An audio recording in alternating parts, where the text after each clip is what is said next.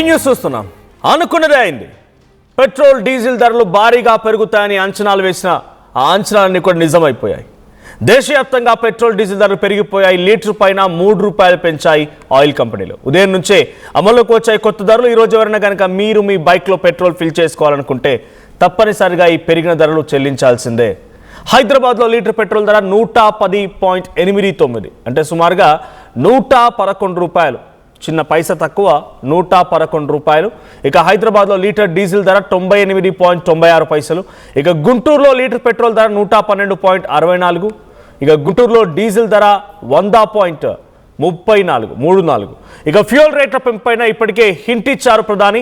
Petrol diesel వాడకం తగ్గించాలని సూచించారు. ఆల్రెడీ కాన్వాయ్ని తగ్గించుకున్నారు. 2 కార్లలో మోదీ వెళ్ళడం, 4 కార్లో చంద్రబాబు అండ్ ఇంకో 4 కార్లో పవన్ కళ్యాణ్, ఇట్లా తమ కాన్వాయ్లో ఉన్నటువంటి వాహనాల సంఖ్యను తగ్గించుకున్నటువంటి సిచ్యువేషన్లోనే అర్థమైపోయింది ఇకేదో భారీ విపత్తు రాబోతోంది, భారీ స్థాయిలోనే పబ్లిక్ నుంచి వాళ్ళు ధరల్ని పెంచబోతున్నారు అనేది.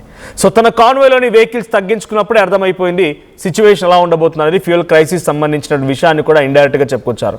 ఇక ఫ్యూయల్ రేట్లు మరింతగా పెరగొచ్చు అంటున్నారు నిపుణులు. ఇక్కడతో ఆగిపోదు, ఇది సుమారుగా ఇంకొక వారం 10 రోజులను మరింతగా పెరిగే అవకాశం ఉంది. అయితే ఇంధన సంక్షోభంతోనే మళ్ళీ వర్క్ ఫ్రమ్ హోమ్ కూడా అమలు చేయాలని చెప్పి అటు మోదీ చెప్పుకొచ్చారు. ఢిల్లీలోని ప్రభుత్వ ఉద్యోగులకు నిన్నటి నుంచి already work from home announce చేశారు. గవర్నమెంట్ ఎంప్లాయీస్కి, ప్రభుత్వ కార్యాలయాల్లో పనిచేసేటువంటి ఆ ఎంప్లాయీస్కి వర్క్ ఫ్రమ్ హోమ్ అమలు చేశారు. వారానికి 2 రోజులు వర్క్ ఫ్రమ్ హోమ్ని ప్రకటించారు ఢిల్లీ ప్రభుత్వం. ఇక వర్క్ ఫ్రమ్ హోమ్ ప్రకటించే యోచనలో మరికొన్ని రాష్ట్రాలు కూడా ఉన్నాయి. అటు ఏపీ కూడా ఆలోచన చేస్తోంది. సో ఇటు తెలంగాణలో కూడా ఇంప్లిమెంటేషన్ చేయాలన్న ఒక ఆలోచన దిశ నడుస్తోంది. సో ఏం జరిగినా పెట్రోల్ డీజిల్కి సంబంధించిన విషయంలో ఒక్కసారిగా అమాంతం ఈ స్థాయిలో పెరగడం కేవలం యుద్ధం పరిణామాల్లోని సిచ్యువేషన్ అంటే కొంత యుద్ధం కూడా ఉంది. దీంతో పాటుగా అటు ఆయిల్ కంపెనీల నుంచి ప్రభుత్వంపై ఒత్తిడి కూడా ఉంది. సో ప్రభుత్వం ఇప్పటివరకు అటు కమర్షియల్ యూసేజ్ కోసం, ఇండస్ట్రియల్ యూసేజ్ కోసం ఉండేటువంటి ఆ డీజిల్ పైన ₹25 పెంచేసింది, పెట్రోల్ డీజిల్ పైన. కానీ సామాన్య జనం పైన ఆ డైరెక్ట్ భారం వేస్తే మొన్న మధ్య ఎన్నికలు జరిగాయి చూసారా, వెస్ట్ బెంగాల్ కానీ, తమిళనాడు కానీ, కేరళ కానీ, పుదుచ్చేరి కానీ, అస్సాం కానీ, ఈ 5 రాష్ట్రాల ఎన్నికలు జరిగిన సిచ్యువేషన్లో అప్పుడు ఆ భారాన్ని ఇండస్ట్రియల్ యూసేజ్ పైన, ఇండస్ట్రియల్ డీజిల్ పైన కాకుండా సామాన్య జనం పైన వేస్తే డెఫినెట్గా కొంత ఇబ్బంది అని చెప్పి ఆలోచించిన మోదీ ప్రభుత్వం కొంత ఆ ఎలక్షన్ అయిపోయేదాకా ఆగింది. ఎలక్షన్ అయిపోయిన తర్వాత ఇక ఆ భారాన్ని మోయలేకపోతున్నామని చెప్పి ఏకంగా మోదీ కూడా తన కాన్వాయ్ని తగ్గించుకోవడం, పలు రాష్ట్రాల ముఖ్యమంత్రులు తమ కాన్వాయ్ సంఖ్యను తగ్గించుకోవడం, ఇవన్నీ జరిగిన తర్వాత ఇప్పుడు ఎట్టకేలకి ఆయన వర్క్ ఫ్రమ్ హోమ్ అనౌన్స్ చేయడం, తర్వాత కొంతమంది ఢిల్లీలో ఉన్నటువంటి ప్రభుత్వ ఉద్యోగులకి 2 రోజుల పాటుగా work from home already announce చేయడం, ఇటు పెట్రోల్ డీజిల్ ధరలు పెంచడం. పెట్రోల్ పైన ₹3 పెరిగింది. సో ప్రస్తుతానికి హైదరాబాద్లో ఈ రోజు అమలవుతున్న పెట్రోల్ ధర ₹110.89. ఇక డీజిల్ విషయానికి వస్తే 98.36. సో ఈరోజు భారీ స్థాయిలోనే పెట్రోల్ ధరల విషయం పైన అటు ప్రతిపక్షాల నుంచి విమర్శలు ఎదురయ్యే అవకాశం ఉంది. సో ఒకసారి మనం ఆ మోదీ కాన్వాయ్ చూస్తున్నాం. నిన్న కేవలం 2 వాహనాల్లోనే మోదీ బయటికి వెళ్ళడం చూస్తున్నాం. సో బేసిక్గా అయితే 40-50 కార్లు ఆయన వెంట ఉంటుంటాయి. కానీ ఇప్పుడు ఆయన కేవలం 2 కార్లోనే వెళ్తూ ఉన్నారంటే ఆయన ఇట్స్ ఇండికేషన్. ఒకవేళ డైరెక్ట్ కనుక ఆయన పాటించకుండా పబ్లిక్కి చెప్తే, ఇప్పుడు పెట్రోల్ డీజిల్ ధరలు పెరిగింది అనుకోండి, గతంలో చాలాసార్లు పెరిగాయి. సో చాలాసార్లు పెరిగినప్పుడు ఎందుకు మోదీ కార్లు వాడద్దు, బైక్స్ వాడద్దు, తగ్గించండి, కొంచెం మీ పెట్రోల్ యూసేజ్ని తగ్గించండి ఎందుకు చెప్పుకొచ్చారు? సో ఆ వ్యతిరేకత మళ్ళీ ప్రభుత్వానికి రాకూడదు కాబట్టి నేనే పాటిస్తున్నా, నేను చేయడం మూలంగా కాదు. అక్కడెక్కడ యుద్ధం జరుగుతోంది, ఇరాన్ ఇజ్రాయెల్ యుద్ధం జరుగుతూ ఉంటే మనకు సంక్షోభం ఎదురైంది కాబట్టి దాని నుంచి అధిగమించాలంటే ప్రతి ఒక్కరు సహకరించాల్సిందే. నేనే 2 కార్లు వాడుతున్నా, మీరు వాడాలి అని చెప్పినట్టుగా ఆయన వాడుతూ పబ్లిక్ కూడా ఒక ఇండికేషన్ ఇచ్చారు. సో కొంత వ్యతిరేకత తగ్గే అవకాశం కూడా ఉంది. ఈ రకంగా ఆయన మాటలు కానీ ఆయన చేసేటువంటి ఈ యొక్క పనులు అంటే కాన్వాయ్ తగ్గించుకోవడము, వర్క్ ఫ్రమ్ అనౌన్స్ చేయడం అన్నీ కూడా జరుగుతూ ఉన్నాయి. మరి ఏ రకంగా గవర్నమెంట్ ఈ క్రైసిస్ నుంచి బయటపడుతుంది, 2 రోజుల పాటు కొనసాగుతుంది. 2 కార్ల ధోరణి అంటే 40-50 కార్ల నుంచి సడన్గా 2 కార్లకు పడిపోయారంటే ఇది ఎన్ని రోజుల పాటుగా కొనసాగుతుందో చూడాలి. ఈ ఎఫెక్ట్ ఇంకా ఎన్ని రోజుల పాటుగా ఉంటుందో చూడాలి. ఏం జరిగినా పెట్రోల్ డీజిల్ ధరలు పెరగడం పైన ప్రతిపక్షాలు కూడా కొంత ఈరోజు మండిపాటు గురే అవకాశం ఉంది. సో దీనికి సంబంధించి మరిన్ని అప్డేట్స్ ప్రతినిధి కృష్ణమోహన్ అందిస్తారు. రైట్, ఒక్కసారి మోదీ మాట్లాడుకొచ్చారు హైదరాబాద్ వేదికగా, హైదరాబాద్లో సభలో మాట్లాడుకొచ్చారు ఆయన. సో ఈ కార్ల వినియోగం తగ్గించండి అని, గోల్డ్ కొనొద్దు అని, వర్క్ ఫ్రమ్ హోమ్ అనౌన్స్ చేయాలని ఒకసారి మాట్లాడేంటో చూద్దాం. जोर दे साथियों, आज जो संकट है उसमें हमें विदेशी मुद्रा बचाने पर भी बहुत जोर देना होगा, क्योंकि दुनिया में पेट्रोल डीजल इतना ज्यादा महंगा हो गया है, पहले से कई गुना ज्यादा कीमतें बढ़ गई है। तो हम सबका दायित्व है कि पेट्रोल डीजल की खरीद पर जो विदेशी मुद्रा खर्च होती है, पेट्रोल डीजल बचाकर हमें वो मुद्रा भी बचानी है। साथियों, आज जो संकट है उसमें हमें विदेशी मुद्रा बचाने पर भी बहुत जोर देना होगा। రైట్, ఈరోజు బ్యారెల్ ధర సుమారుగా $109 ఉంది. సో $109 ఉందని అంటే సుమారుగా ఒక్క బ్యారెల్లో 159 లీటర్లు వస్తాయి. సో దాంట్లో $9,600 పడుతోంది ఒక బ్యారెల్కి యాజ్ పర్ ఇండియన్ కరెన్సీ. అంటే అక్కడి నుంచి వచ్చే ధరే 60 నుంచి 63 రూపాయలు ఉంది ఒక లీటర్కి అనేది సెంట్రల్ గవర్నమెంట్ చెప్తున్నమాట. ఆ తర్వాత ఈరోజు $110 ఉంది ఒక లీటర్కి పెట్రోల్ హైదరాబాద్లో. సో దీంట్లో crude oil cost plus refinery processing fee మొత్తం కలిపితే ₹52. అటు సెంట్రల్ ట్యాక్స్ వచ్చేసి 25 రూపాయలు, స్టేట్ ట్యాక్స్ వచ్చేసి ₹25, డీలర్ కమిషన్ ₹4, ట్రాన్స్పోర్ట్ సంబంధించి ఇథనాల్ ఇవన్నీ కూడా కలిపితే అవొక ₹5, మొత్తం కలిపి ₹110. అంటే మనకు ట్యాక్స్ అదనంగా ₹50 అవుతుంది. మనకు పెట్రోల్, క్రూడ్ ఆయిల్ నుంచి రిఫైనరీ ప్రాసెసింగ్ అంతా కలిపితే ₹50తో పాటుగా ₹25 స్టేట్ ట్యాక్స్, ₹25 సెంట్రల్ ట్యాక్స్, మొత్తం కలిపి ₹50. దీంతో పాటుగా డీలర్ కమిషన్, ట్రాన్సిట్. అంటే ఎక్కువగా మనక్కడ మనం చెల్లిస్తున్న పెట్రోల్ ధరలో 50% మనం ₹100 కడుతున్నామంటే ₹110 లీటర్ పెట్రోల్ కడుతున్నామంటే ₹50 డైరెక్ట్గా అటు ట్యాక్స్కే పోతుంది. ₹25 రాష్ట్ర ప్రభుత్వానికి, ₹25 కేంద్ర ప్రభుత్వానికి. సో ఈ ట్యాక్స్ల విధానం వల్ల కూడా పెట్రోల్ ధర పెరుగుతున్నాయి. ఇప్పుడు జరిగిన డిస్కషన్ కాదు, చాలా రోజుల డిస్కషన్ జరుగుతూనే ఉన్నాయి. సో నెక్స్ట్ కమింగ్ ఆన్, ఇటు సెంట్రల్ గవర్నమెంట్ ఈ యొక్క రేట్స్ని మరింతగా పెంచే అవకాశం కూడా ఉంది. మరొక వారం రోజులు మరింతగా పెరిగే అవకాశం కనబడుతోంది. ఓవరాల్గా 120 వరకు చేరే అవకాశం ఉంది పెట్రోల్ ప్రైజెస్. సో మరిన్ని అప్డేట్స్ కృష్ణమోహన్ అందిస్తారు. కృష్ణమోహన్, నిన్న మనం చూసాం మోదీ 2 వాహనాల్లోనే వెళ్ళడం చూసాం. అటు ఏపీ సీఎం 4 వాహనాల్లో వెళ్ళడం, అటు డిప్యూటీ సీఎం 4 వాహనాల్లో వెళ్ళడం. సో కొన్ని బీజేపీ పాలిత రాష్ట్రాల్లో కూడా ఇదే రకంగా కొన్ని ఇంప్లిమెంట్ చేయడం జరిగింది. సో ఇప్పుడు అమాంతంగా పెరిగినటువంటి ఈ పెట్రోల్ ధరలు బేసిక్గా ఒక 40 పైసా, 50 పైసా, ₹1 పెరిగితేనే ప్రతిపక్షాలు రోడ్లు ఎక్కుతుంటాయి, ఆందోళన వ్యక్తం చేస్తుంటాయి. అలాంటిది ₹3 అమాంతంగా పెంచేశారు.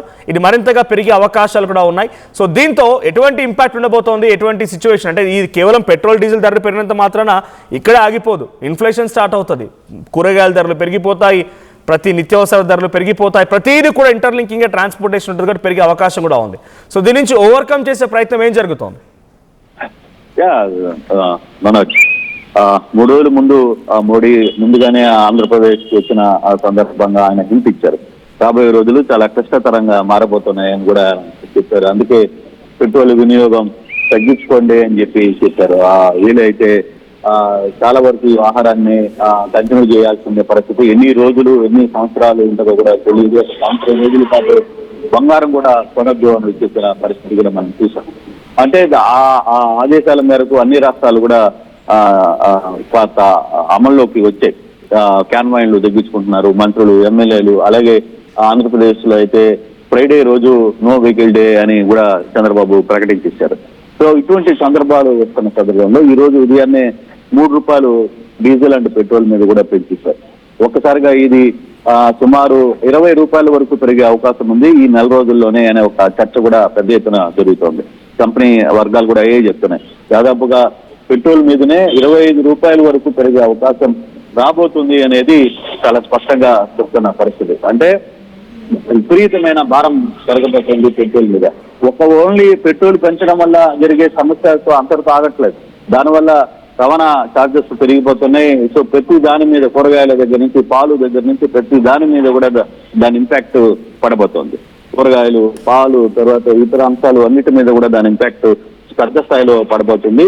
అయితే ఇప్పటికీ వారానికి 2 రోజులు ఇంటి దగ్గర నుంచి పనిచేయాలి అనే ఒక చర్చ కూడా జరుగుతుంది. దాని మీద నిబంధనలు కూడా ఢిల్లీలో ఆల్రెడీ ప్లాన్ చేశారు. ఢిల్లీలో వారంలో 2 రోజులు ఇంటి దగ్గర నుంచి పనిచేయాలని ఢిల్లీ ముఖ్యమంత్రి కూడా ప్రకటించేసింది. సో అక్కడ ట్రాన్స్పోర్ట్స్ కూడా మీరు తగ్గించేయండి కంప్లీట్ గా.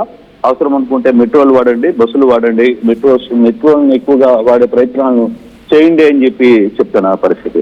సో ఒక్కసారిగా భారతదేశం మొత్తం, కేవలం ఆంధ్రప్రదేశ్ తెలుగు రాష్ట్రాలే కాదు, భారతదేశం మొత్తం కూడా ఎక్కడికక్కడ దీని ఇంపాక్ట్ కనపడబోతుంది.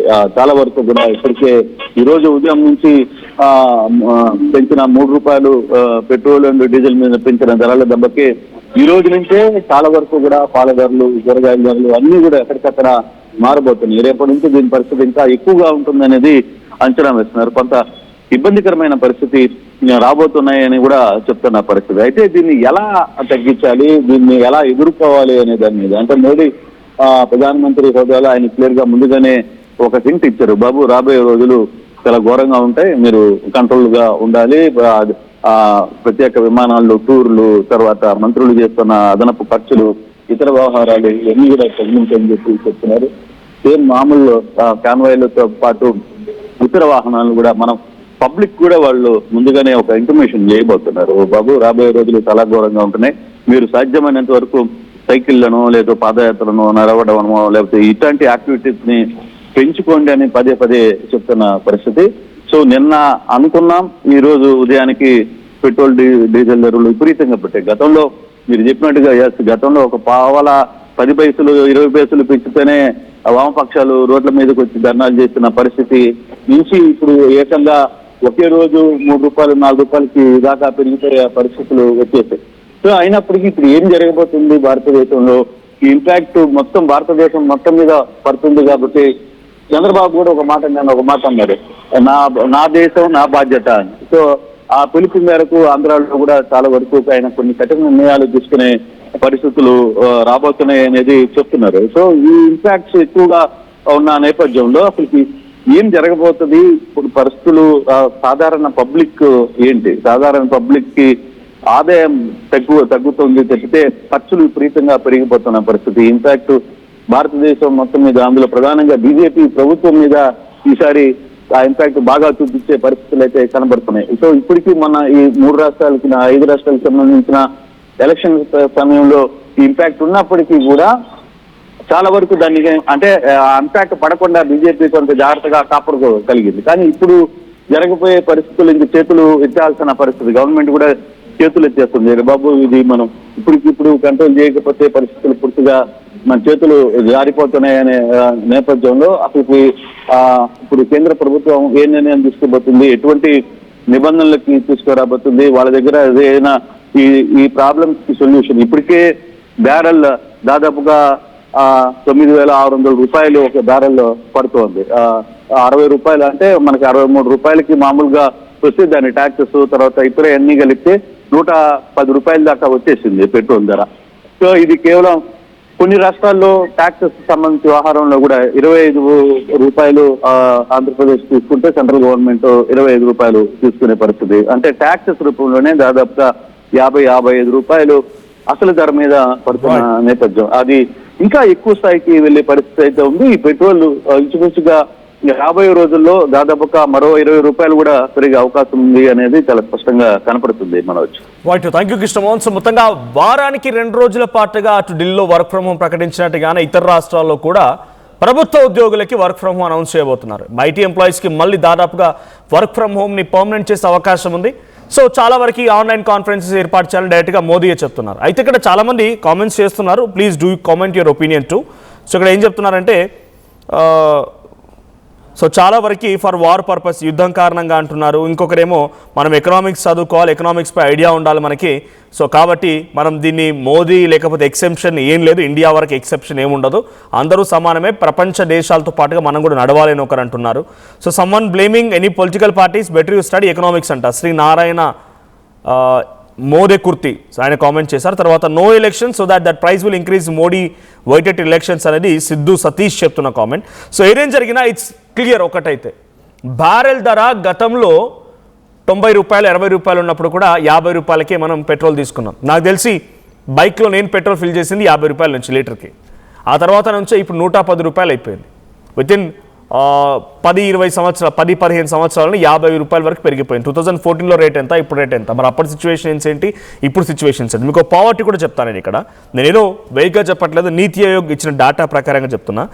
2014లో పావర్టీ రేట్ 30% ఉండేది, 30%గా ఉండేది.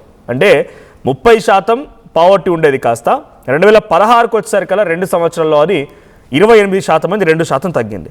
ఇక 21 వచ్చేసరికల్లా మళ్ళీ కరోనా పీరియడ్ అంతా చూసిన తర్వాత అప్పుడు మళ్ళీ 30% అయిపోయింది. 23లో 22%, 24లో 20%, ఇప్పుడు 26లో ఉన్న మన పావర్టీ పర్సెంటేజ్ వచ్చేసి 24%. ఏం మార్పు వచ్చింది? జనాభా ఎలా పెరిగింది మరి? 2014లో ఉన్న జనాభా ఎంత, ఇప్పుడున్న జనాభా ఎంత? సో పావర్టీ నుంచి ఎవరు బయటికి రావడం లేదు, అంటే బీదరికంలో నుంచి ఎవరు బయటికి రావడం లేదు. గ్రామీణ ప్రాంతాల్లో ప్రజలు గ్రామీణ ప్రాంతాల్లో ఉన్నట్టుగానే ఉంటున్నారు. ఏం మారుతుంది? టెక్నాలజీ మాత్రం వేగంగా అభివృద్ధి చెందుతోంది. స్మార్ట్ ఫోన్స్ వస్తూ ఉన్నాయి, ఏఐ టెక్నాలజీ వస్తుంది, టెక్నాలజీ వైఫైలు వస్తూ ఉన్నాయి, ఊళ్ళలో కూడా ఇంటర్నెట్ కనెక్షన్స్ వెళ్తూ ఉన్నాయి. ఇంతవరకు బాగా టెక్నాలజీ అప్గ్రేడేషన్ ఉన్నంత మాత్రంగా పబ్లిక్ ఫైనాన్షియల్గా అప్గ్రేడ్ అవ్వడం లేదు.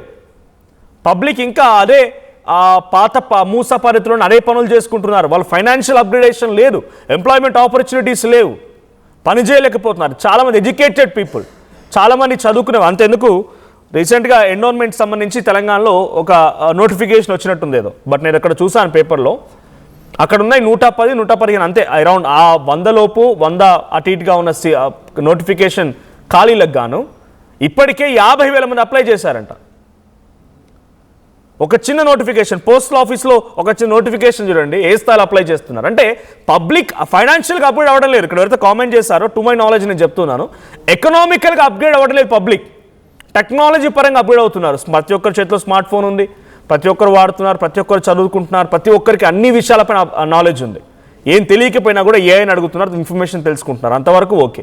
లేదు చాలా వరకు ఇన్ఫర్మేషన్ పాస్ చేసే ప్రయత్నం చాలామంది చేస్తూ ఉన్నారు. కానీ ఇక్కడ జరుగుతోంది ఫైనాన్షియల్ అప్గ్రేడేషన్ లేదు. ఈ గవర్నమెంట్స్ ఆయుష్మాన్ భారత్ అంటున్నాయి, ఎస్ అఫ్ కోర్స్ ఇవ్వాల్సిందే, లేకుంటే ఇంకేదో కొత్త కొత్త పథకాలు పెడుతోంది. ఆ పథకాల ద్వారా పబ్లిక్కి వాళ్ళకు స్కీమ్స్ వస్తున్నాయన్న భావనలో గవర్నమెంట్ ఉంది, కానీ ఎంత మేర ఇంప్లిమెంట్ అవుతున్నాయి, అది ఫైనాన్షియల్ రూట్స్కి ఎంతవరకు వెళ్తున్నాయి, ఫైనాన్షియల్ అప్గ్రేడేషన్ మాత్రం లేదు. It's true 100%. మీరు చెప్పండి, 2014 నుంచి ఇప్పటి వరకు మీ ఆర్థిక స్థితిగతులు ఏం మార్పు వచ్చింది? అప్పుడున్నటువంటి ఖర్చు ఎంత, ఇప్పుడున్న ఖర్చు ఎంత? మీలో ఏదైనా ఫైనాన్షియల్ చేంజెస్ వచ్చాయా? This should be coming.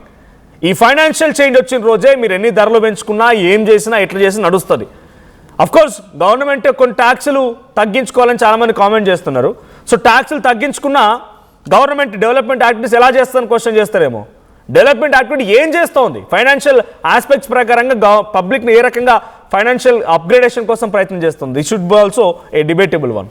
So present అయితే ₹3 ధర పెరిగింది. ₹3 ధర పెరిగిన నేపథ్యంలో హైదరాబాద్లో ఈరోజు పెట్రోల్ ధర ₹110.89, డీజిల్ అయితేనేమో ₹98.36 ఉంది. సో అటు గుంటూరుకు వెళ్తే ₹112 ఉంది. సో కొన్ని స్లైట్ చేంజెస్ ఉంటూ ఉంటాయి స్టేట్స్ మధ్యలో కొన్ని చోట్ల.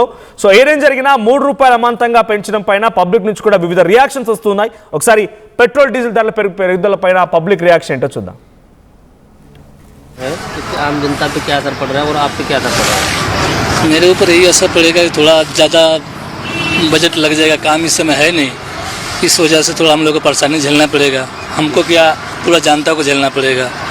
आगे आप देखते हुए मेरे ख्याल से गवर्नमेंट ने बहुत सोच समझ के डिसीजन लिया होगा, हमें साथ देना चाहिए, ये मेरा ओपिनियन है. थोड़ा सा कब सुधरने में कुछ फर्क पड़ेगा सर?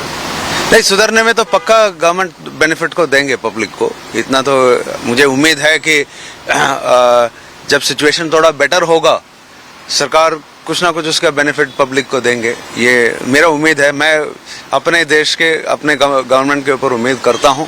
सो मुझे तो ऐसा लगता है कि और कोई चारा नहीं था, इसलिए दाम बढ़ाया गया है. जी और पेट्रोल के दाम बढ़े हैं, इससे आम जनता पे क्या असर पड़ रहा है और आप पे क्या असर पड़ रहा है? मेरे ऊपर यही असर पड़ेगा कि थोड़ा ज़्यादा बजट लग जाएगा, काम इस समय है नहीं, इस वजह से थोड़ा हम लोग को परेशानी झेलना पड़ेगा. हमको क्या, पूरा जनता को झेलना पड़ेगा. आगे आप किराया बढ़ा के ले रहे हैं या वही चल रहा है आपका? अभी तो वही चल रहा है, मेरा किराया तो बढ़ नहीं रहा है. ये सारा वजन आपके ऊपर आ रहा है? हाँ, हमारे ऊपर आ रहा है, पूरा जनता के ऊपर आ रहा है. तो सरकार से क्या आग्रह करेंगे? सरकार से यही आग्रह करेंगे कि जितना जल्दी से जल्दी सही. क्या असर हो रहा है या आपके? बहुत असर पड़ रहा है, महंगाई ज़्यादा हो गया है, इसलिए हम गरीब आदमी खा पी नहीं रहे सही से. आगे किराया बढ़ानी है? हाँ, आगे किराया बढ़ा दे तो सही रहेगा.